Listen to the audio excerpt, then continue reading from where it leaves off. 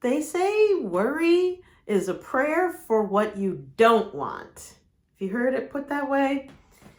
If that's the case, then why do we worry? Why are we brought up to worry as a version of, oh, being prepared and being on top of things? If it's so bad, why do we worry so much? Let's talk about it. I'm Sensei Victoria Whitfield. Sensei means teacher in Japanese, founder of strategicmeditation.com, where I help spiritual seeker solopreneurs, right? Business owners who are going through a spiritual awakening, who are empaths and energy sensitives. I help you increase your energy so that you can increase your income and impact out in the world.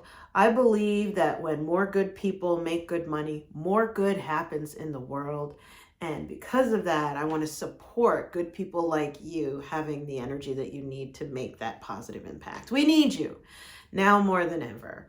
Your energy is everything, especially in business. This is the second of 5 episode series covering the 5 Reiki principles in business. So this is in celebration of my 16th year, right? 16 years in business. This has been awesome, right? I'm 17 years old. But this is in celebration of 16 years going through the foundations, right? As a Reiki master teacher, I attract people to me who are energy sensitive, who are emotional sponges, right? And they need help managing their energy. We don't get any of energy education in school or church or anywhere for the most part. And we certainly don't get taught how to not be an emotional sponge. It's either stop it, suck it up. Don't tell a sponge to suck it up, by the way, right? It's stop it, suck it up, or there is no sponge. There is no sponge. Just pretend you don't have feelings or that they just don't count. Be kind to yourself if that's the situation you've ever had to find yourself in. That's what I help my clients out with whenever they come. Sit on the chair, those of you who've been here, and work it out, go through the clearing, lay out on the table, and we clean your chakras and aura and all that good stuff. So with that, the reason why I'm looking at the 5 Reiki principles in business, today is principle number 2, is I'm inspired by the 9th chapter of Outwitting the Devil by Napoleon Hill. This book is amazing. It's a book on how to beat resistance, right? If you self-sabotage, if you are resisting taking your life and business to the next level, you need to read this book, Outwitting the Devil. It's the secrets to freedom and success, truly. And it's called Outwitting the Devil because of the angel and the devil on our shoulder, where we're rooting for a yes, I can, and the devil on our shoulder for ourselves of no, I can't. I won't, I can't, it's impossible, all of that. Napoleon Hill interviews the devil on his shoulder in this book and gets all of his secrets to how he stops himself from moving forward and how to circumvent that, right? To get back into alignment with abundance and making positive impact. The 9th chapter inspired me especially. And that's what we're going to be reading from in a little bit, to talk about the 5 Reiki principles in business, because this is the secret to building and being in your personal power on a daily basis. Last episode, we talked about the first Reiki principle, which is just for today, no being angry. Kyo dake wa okoru na. So no being angry doesn't mean sucking it all up, but instead it's not allowing yourself to tolerate things that are no good for you anymore. It's time to change. That's why it's no being angry. Change. who? You. Change you first if you're the one that's pissed off.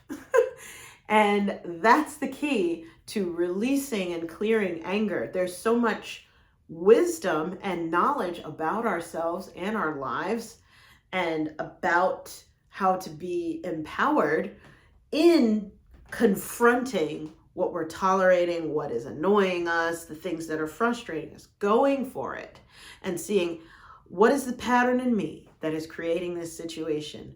How can I make a change for myself and in myself? How can I do that so that this situation never happens again? If you didn't get to see that episode, feel free to click on the video. There will be at some point in the video like a box that says, here was the last one. So anyway, the second of 5 Reiki principles is just for today, no worrying. Kyou dake wa shinpai suna in Japanese, right? So the 5 Gokai you recite daily. Gokai is rules or principles. The 5 Reiki principles are the 5 rules of Reiki. Every single day we recite these to help us have a guiding light for integrity and keeping ourselves as an open, clear channel for Reiki, which is universal life force energy flowing through us, right? You have to set your mind so that you are an open and clear channel for the divine. And the 5 Reiki principles are really a reflection of the stages of spiritual awakening. When you're going through a spiritual awakening, when you're waking up or having a crisis of belief, right? These different principles, these 5 different stages happen.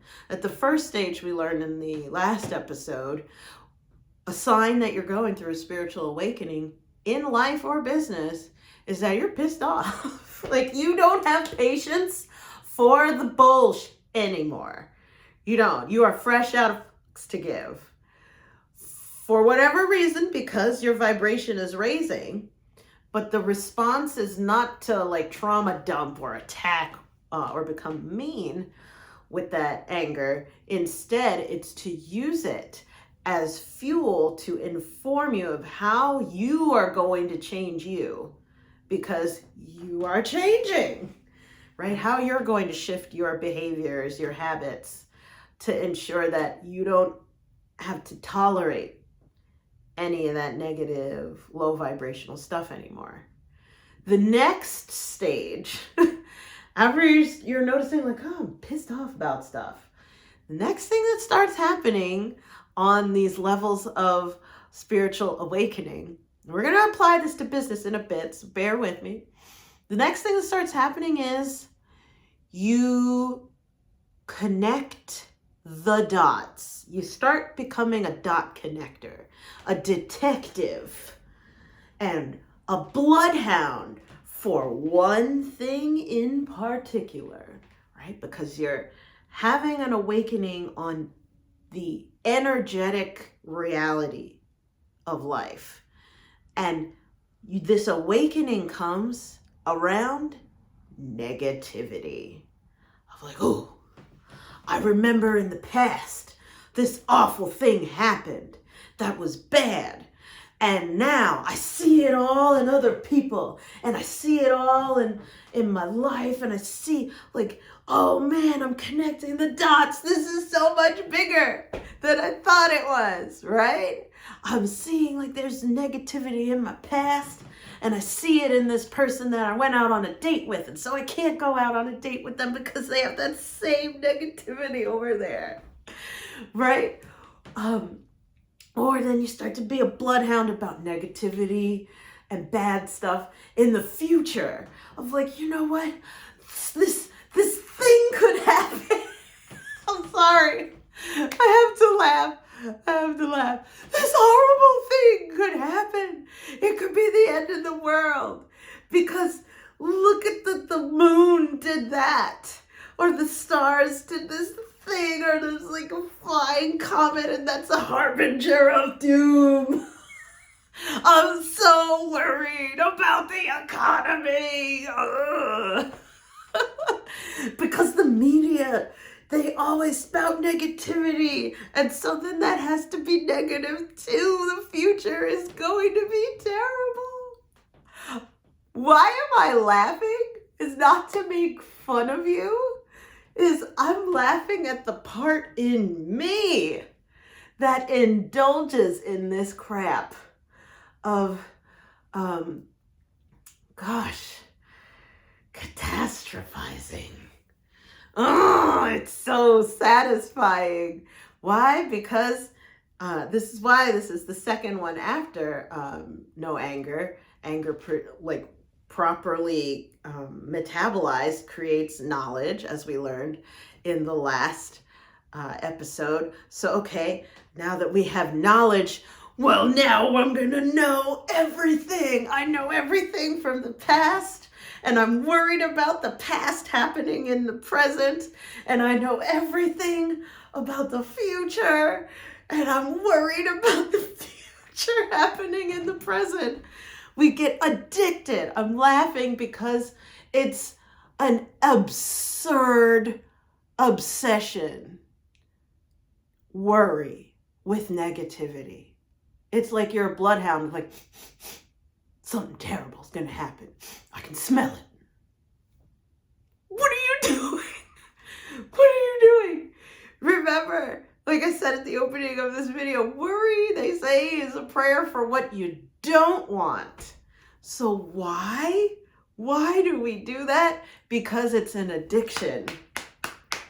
It's an addiction to control, right? This is wild, because when you understand kyou dake wa shinpai suna, just for today, no worrying. When you really understand what it means to not worry, it means for you to convert all of this overabundance of knowledge. All of this overabundance of knowledge. I know what happened that was bad in the past. And that's why I'm scared that it's going to happen in the present. And I know that there are horrible things that could possibly happen. And so I'm worried that those catastrophes that don't exist are going to happen if I do something now. What happens is that when we fully embrace no worrying, what that creates is resources. Stay with me. The next step, when we get super clear on, I'm not gonna keep expecting what's in the past to happen now. And I'm not gonna keep expecting these imagined catastrophes is gonna happen and now. It turns us into conscious creators, manifesting. The opposite side of worrying is positive manifesting. And the secret is in that phrase of, oh, they say worry is a prayer for what you don't want. Worrying is manifesting. Do you know what manifesting is? That means influencing and creating your reality intentionally versus unintentionally. The addiction of worry, I gotta get that into my veins. Get that adrenaline in my veins of this is terrible. Give me my fix. Give me my fix. Oh, I'm worried about that. Or, oh, how about trauma bonding? Of like, ooh, aren't you worried about that?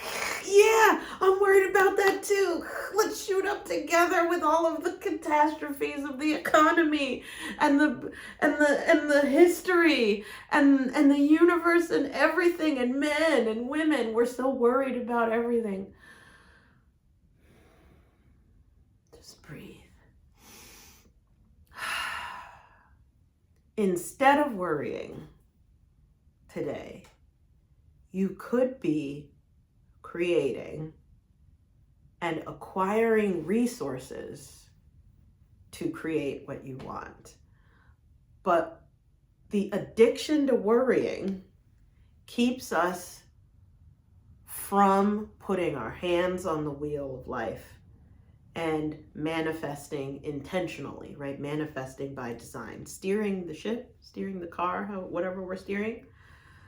Instead, of course, it's a harrowing experience. If you're in a car and you've got feet on the gas to the floor and no hands on the wheel, it's not a self-driving car.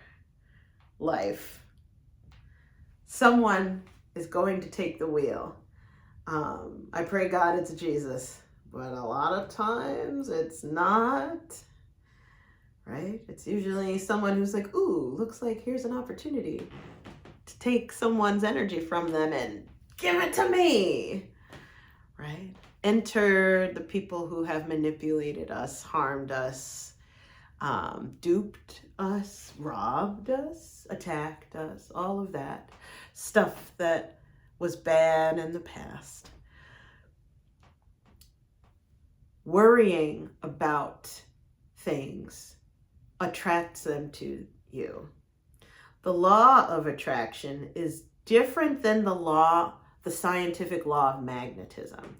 So in science, when we study magnetism, we learn that opposites attract, right?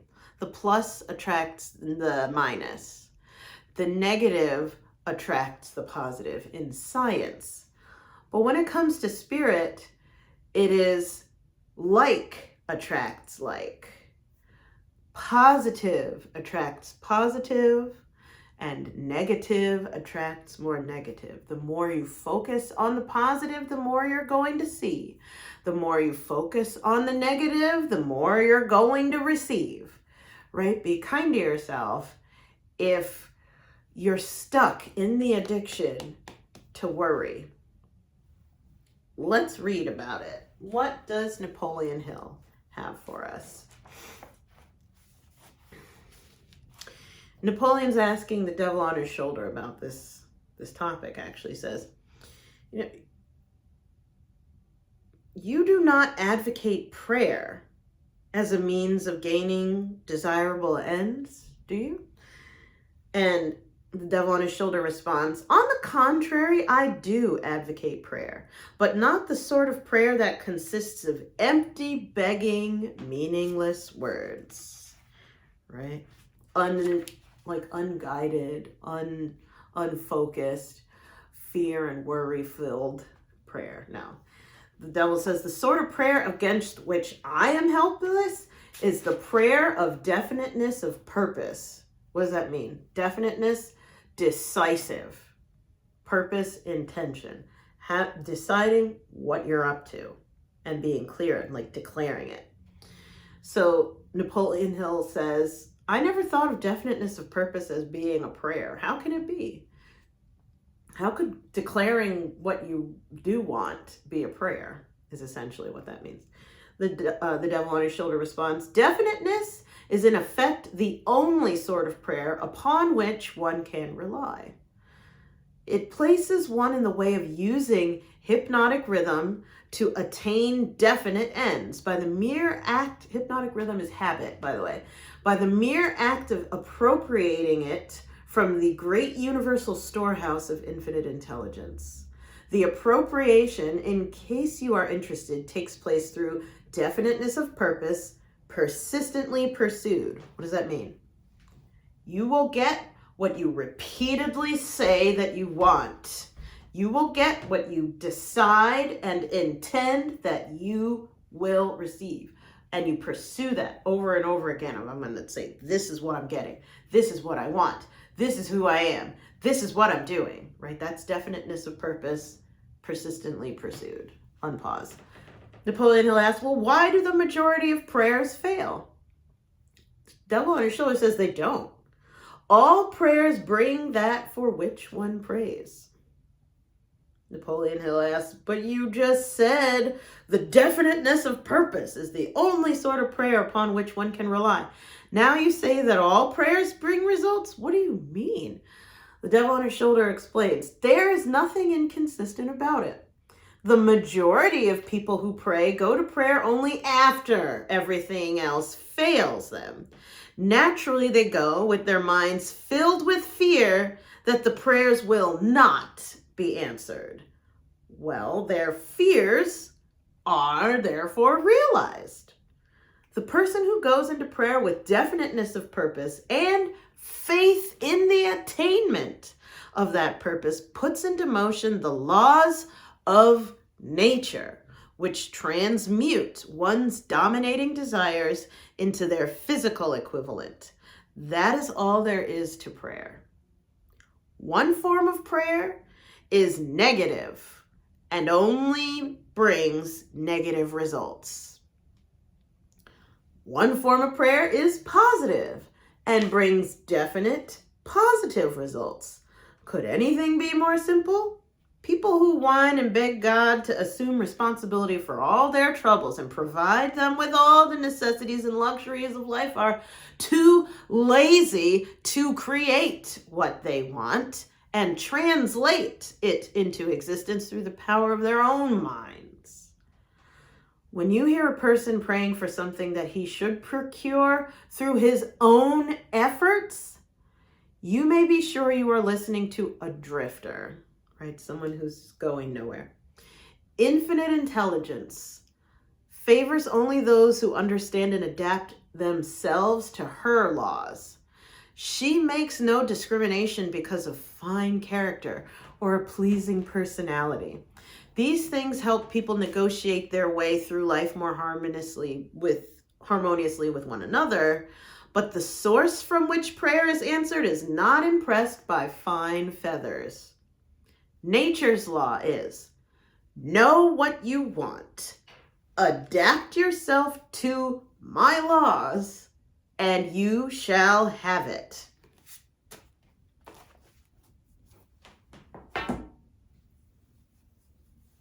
Know what you want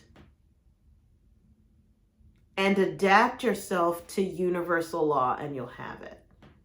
Versus freak out about what you don't want back there in your traumatized past, or way over there in the made up future. Freak out about everything other than what you want. And you will have everything other than what you want. Worry is negative manifesting, and we are so good at it. But on the other side of processing worry and releasing it is becoming a positive manifester, a creator. You can even create resources where there were none, if you would just intend to create resources where there were none. Do you understand what I'm saying? You can make a way out of no way. The will is the way. If you choose that you're gonna win, like if you tell yourself, I'm winning, I'm going to be the best, I'm gonna make this work, we're gonna work this out. We're not just gonna work this out, we're gonna crush this. We're gonna crush this. I'm gonna do this. I can do this. I can do this. I believe I can do this. Eventually you will. You may not do it on your first try, right? The same way that when you worry about getting attacked for the first time, you worrying about it, you may not get attacked on your first worry. But if you keep worrying about getting attacked, right? And if you watch informational videos about like self-defense and street smarts, if they tell you walk like you have somewhere to go, have your head on the swivel, look at people in the eye, okay, as you're walking. Whereas if you are thinking to yourself, I have something to do and nobody better mess with me or else they're going to have a problem, you hold yourself with a different energy than worrying about being attacked. Watch my body change as I start thinking about, I am so worried about being attacked. I'm just going to mind my business. I'm just going to mind my business. I'm just going to mind my business. I don't want to be attacked. I don't want to be attacked. I'm starting to get really worried about being attacked. I'm starting to get really worried. I can't even move. Like, I'm freezing. I'm starting to get really worried about being attacked. I'm going to release that. Totally different demeanor, right? Ex-CIA agents have explained that when you look like that, looking down, standing still, or kind of dopey, right? All in your head, that makes you a mark for people who do want to do bad. Interesting how worrying about being attacked and like being like, oh my gosh, I wonder if someone's going to come and run and take your purse while you're worried about someone taking your purse, rather than just go and be confident and choose to create confidence. It's not faking it till you make it. The same way worrying is not faking it till you make the negativity happen. Manifest more good, more positivity, more of what you do want rather than what you don't want. Because on the other side of worry, as you're going through your awakening, is the creator, the manifester, the master manifester, the one who's able to make resources out of thin air. It's an amazing thing. The secret to Shinpai Suna is understanding that Shinpai is a thought. Worry is a thought, right? It is not physical. It is the opposite of physical. It takes you out of your body and into your head. And so in order to shift, to get out of your head and into your body, you need to ground, right? In business, when we worry about the economy, or we worry about being like so-and-so who screwed it up and it didn't work out over there, or the same thing that happened in the past, when we worry about everything other, it causes us to focus on everything other than what we want. We give our energy to the negativity. We give our energy into the past. We give our energy into the future, fueling up, filling the gas tank of negativity that could possibly come our way, right? So if you're worried about getting hit by taxes in your business, you worry about tax season, worry about tax season, that's going to steal all of your energy and give it to something that doesn't exist yet, right? It's not tax season yet, but you're worried about it. It's going to steal all of that energy that you could have used to do something about it here and now. The same way that you're worried about what happened before. And like I'll tell you a story. I've been stolen by a person who worked for me in the past. They stole $3,000. And so there was a part of me I was worried about hiring new people, because what if they do this again? What if they do this again? Converting the worry is a prayer for what I don't want. Instead, I took that energy of oh, no. What is the pattern in me that's creating this situation? What was the patterns in me that made me like that mark, from when I mentioned the CIA before, of like how bad people mark you, where you're looking dopey, ignoring the situation, or looking cowardly and frozen. What was I doing to make myself a mark for a bad guy to come in and take advantage of me? Well, I learned that, I'm going to out myself. I learned that I was constantly telling myself stories of, I don't know how to deal with money. I don't know. I don't know how to deal with it. I hate it. I hate bookkeeping. I would tell myself these negative stories. And because I was like, oh, I hate book. Oh my gosh. Then I would worry about having to do the books and worry about what are the numbers. But I'm like, oh, but I don't want to log in and all this. It caused me to have all this energy keeping me from just freaking open the books and look at them, open the bank account and look at the statement, just look, just just hang out, pop on some cute music and let's have a money party rather than terror and worry. Now I manifest money and I manifest amazing people who are extremely trustworthy and honorable, just like me. They're safe people to work with because I'm a safe person to work with, right? The law of attraction can shift your situation in your business, in your career, in your life, just for today, no worrying. The card of the day is 4 of water, 4 of cups upside down, right? So that says a challenger. So again, we've got emotion, water. 4 is stability, right? And things being contained. It says missing an opportunity, discontentment or boredom. Open your eyes to the possibilities. So what this card is trying to tell us about this situation is that spending all your time worrying is causing you to miss opportunities for growth and expansion, opportunities for abundance and manifestation of the positive. You're giving all of your energy to the negative. Think of it like this, and I bring this up over and over again from one of my teachers, Fabienne. She would say, put your finger under your nose like a mustache. Can you see your finger? No, of course you can't, right? This is where all the good stuff is, but this is what you look like when you're worrying.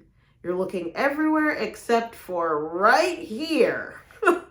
The opportunities that you want for that next level client, that beautiful new hire, that next breakthrough in your finances, right? Or in your relationship or in your body is right here under your nose.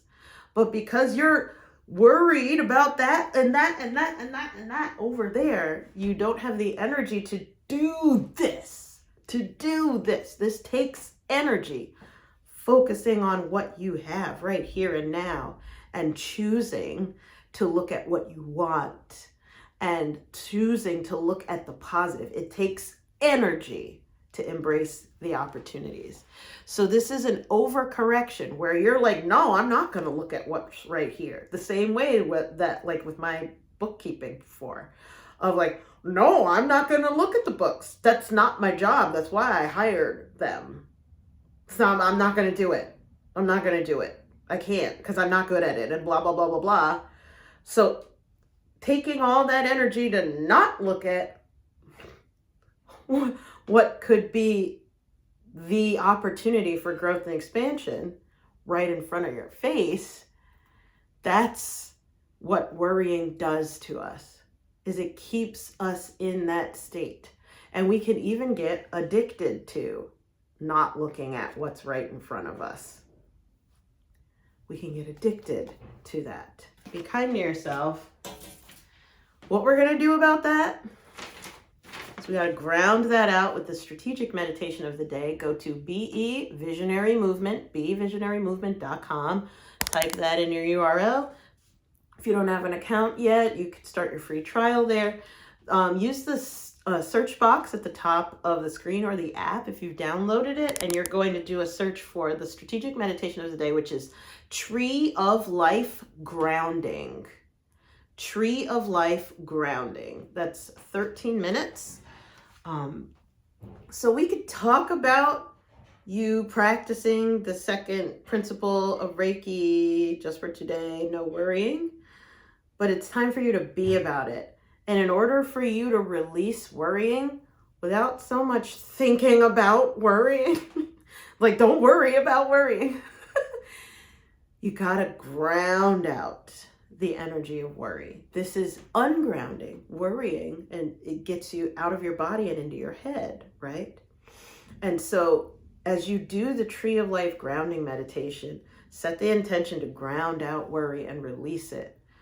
Release it. If you're doing it for yourself, release the worry from yourself. If you're doing it for your business and your finances, like my clients do, set the intention of, I'm going to ground out. I'm going to ground and connect to my power, releasing worry, right? You can manifest the best. And so it is. With that, we've come to the end of this week's episode. Was this helpful? Comment below. What are you worried about, especially in your business if you're a business owner? Go ahead and type that in the comments. What are you releasing, being worried about? And if you need support with clearing that out of your energy, you know where to find me, right? You can send me a text at 732-903-8573 if you want to come for your private session here at my office, or you can go to victoriawhitfield.com/contact to set up a call, and we could talk about getting you the support you need. I'm sending you so much love. And remember, you do not have to lose your glow as you grow in life and business. See you in the next one. Bye for now.